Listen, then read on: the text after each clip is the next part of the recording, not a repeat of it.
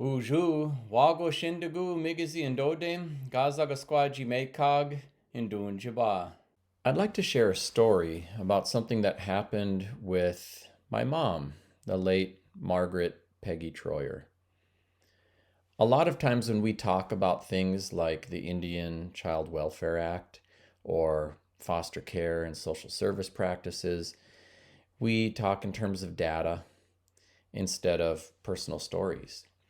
But here's what happened with my mom when she was a small child and living at home in Bena. Bena is a village on the Leech Lake Reservation. Population's about 400 people. Half of them are my cousins.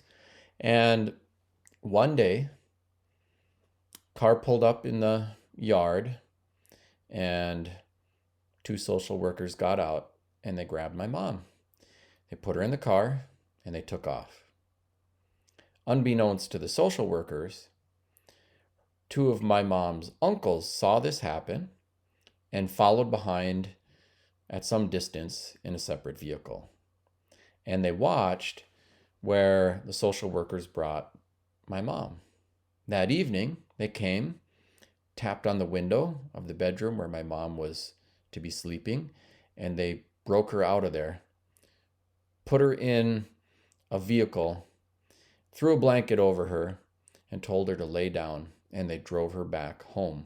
She actually recounts a story of a large turtle that was in the vehicle with her and, being kind of amazed and thought maybe they had been, hunting for turtles or something like that. But there was none there when she got back.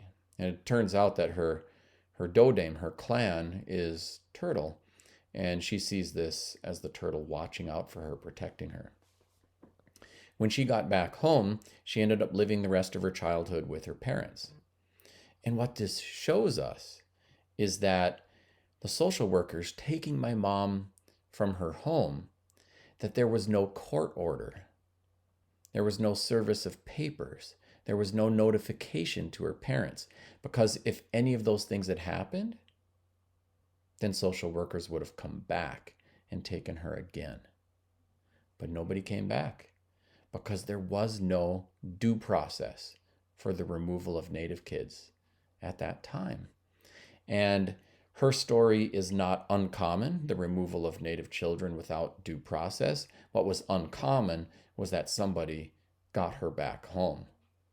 And these kinds of practices are in part what led to the Indian Child Welfare Act. And I do have a separate video that speaks to the context of the legislation and the court cases that are before the Supreme Court in a separate piece.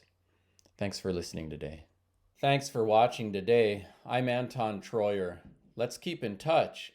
I'm active on social media, and my website has lots of information on my books, speaking engagements, resources for the Ojibwe language, teachers, and more. Miigwech.